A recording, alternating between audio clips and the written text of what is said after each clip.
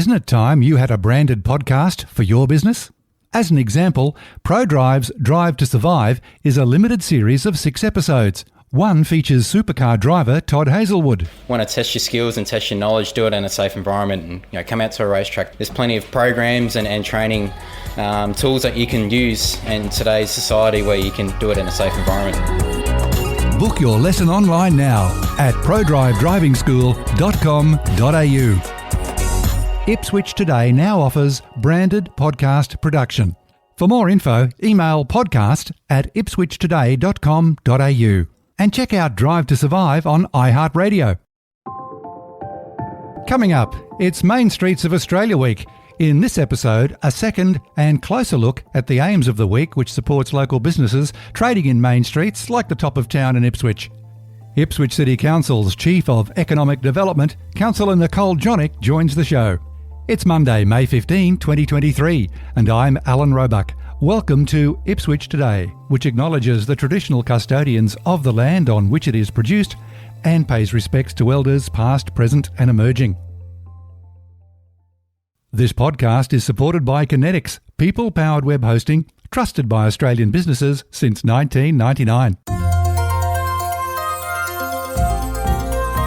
This year marks the second Main Streets of Australia Week, which is being held during Queensland Small Business Month. Its aim is to promote and support local retailers in main streets and town centres and to encourage people to shop local and support local businesses. Ipswich City Council's Economic and Industry Development Chairperson, Councillor Nicole Jonic, is excited about the Business Savvy program, which is aimed at small business owners. Thank you for speaking with Ipswich Today, Councillor Jonic. Thank you, Alan, for having me. In the last episode, last week, I spoke with Liz Joldeski from Main Street Australia. Why is Council joining forces with this organisation? I think just to get some external knowledge and help. You know, it's always good to hear from other professionals with a track record for success doing things in similar towns to ours, and it's always great to share that knowledge and learn things that you might never have been able to be privy to, I guess. So this is just another opportunity that Council's helping our small businesses to expand some knowledge in that Shopfront Savvy program that we've got coming up, and that's through Main Street Australia. We're recording this the day before the big event, which is on May 16. 4 industry experts are coming to Ipswich. Can you tell us a bit about them and what skills they bring? So there's a lot of retail activation and obviously economic development, but there's also like placemaking and marketing expertise. There has been some history in Geelong in placemaking as well, and we do have a few similarities. There's a lot of heritage in Ipswich, but there is just things that, even myself, coming from small business and then helping a lot of other small businesses, and then looking at some of these podcasts that these guys are doing, and there's they're talking about like omni-channels and experience economies, and it's just getting the up-to-date kind of savvy knowledge that our businesses might be missing out on. It's exciting. So is it purely for retail or business in general?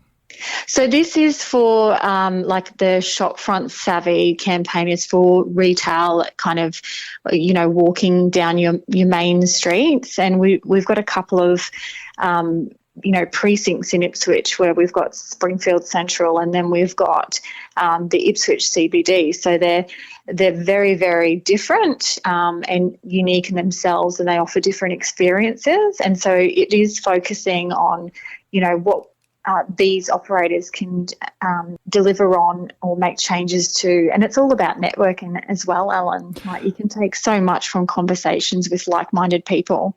For local business owners listening to this after May 16, are there any follow-up seminars or online resources that they can plug into?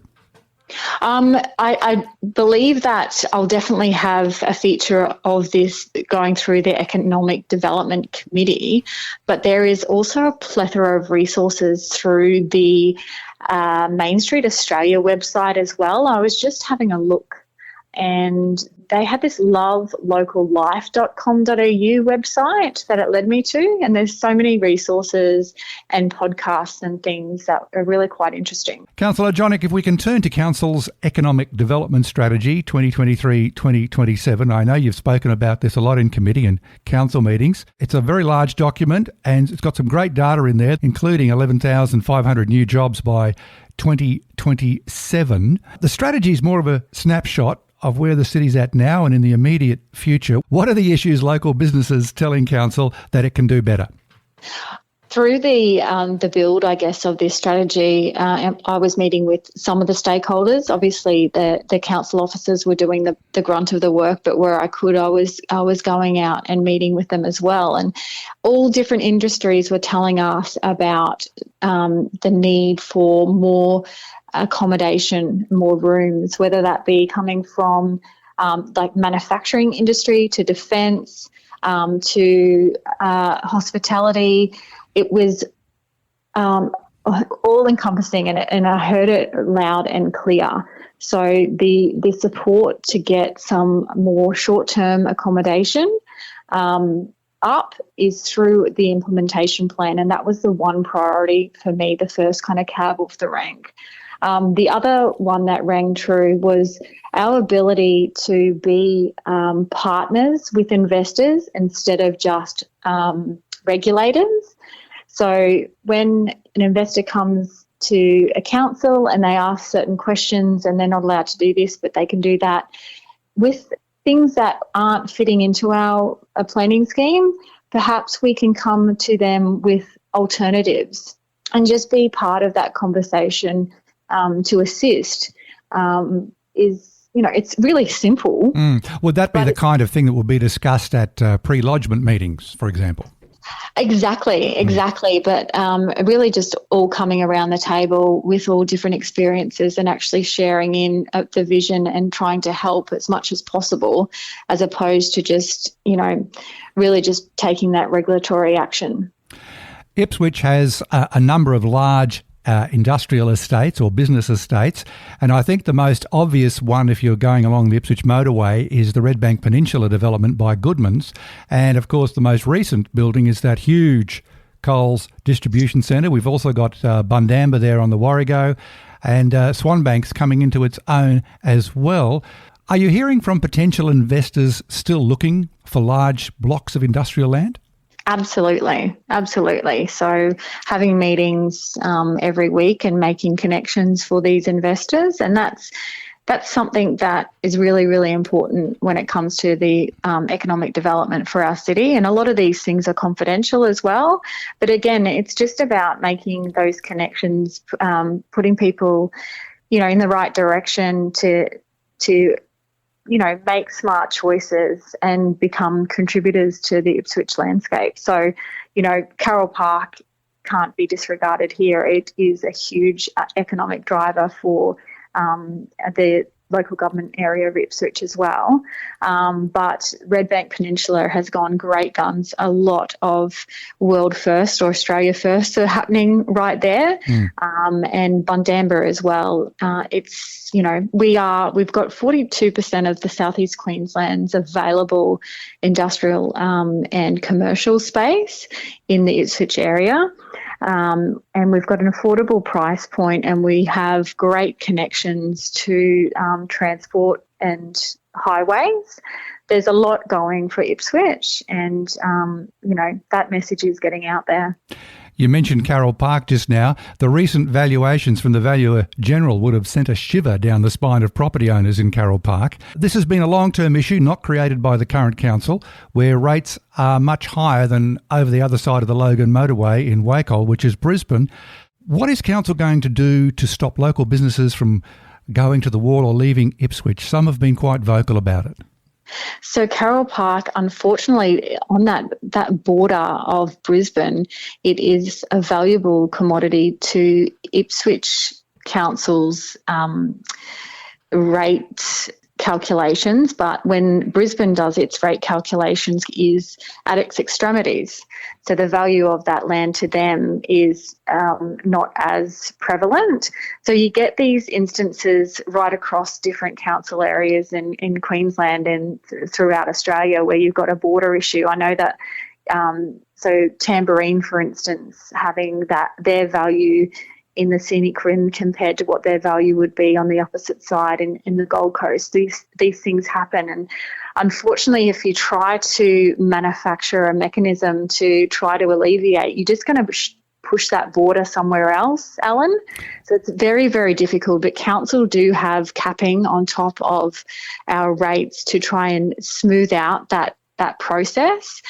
The value of land there will always go up, and it seems to go up in a 10-year cycle. And so the value goes up, and then we smooth it with a capping, and then it's just hit again for this next 10-year cycle. But it also means that the value of that land is an asset to the people that own it. So when they go to sell it, that's a gain to them as well. So it's not all doom and gloom. It's definitely not something that we have not looked at, and I've paid close attention to this and, the impacts that it can have on these businesses as well. And do reach out if there's anyone listening who wants to speak about it, please reach out to me. But it's definitely something that I have looked at with great scrutiny. Being mid-May, Council would be deep involved in budget preparations, in fact probably getting to the pointy end of finalising the budgets and considering these massive spreadsheets which can project what a rate rise will impact on certain areas. So have you had a close look at Carole Park? I've been asking all of those questions, having a closer look, looking at what that impact is, running different scenarios, of course. You don't want to see anyone worse off, and you don't want to unnecessarily inflict any financial burden on any business. We'll await with bated breath for the budget to be handed down towards the end of June. We'll leave it there. Councillor Nicole Jonic, thank you so much for speaking with Ipswich Today. Thank you for the chat, Alan. That's it for this episode. Just a reminder to look for handy links in the show notes. Ipswich Today is supported by Kinetics, people-powered web hosting trusted by Australian businesses since 1999. This podcast is also listener-supported. Please make a once-only gift or regular donation to help keep it online. Just go to ipswichtoday.com.au and click the donate button on the homepage to make a payment through PayPal. Follow and stream this podcast from your favourite app, including iHeartRadio and Amazon Music, or play Ipswich Today on smart speakers. Music is supplied by Purple Planet Music. This is Alan Roebuck. Thank you for listening.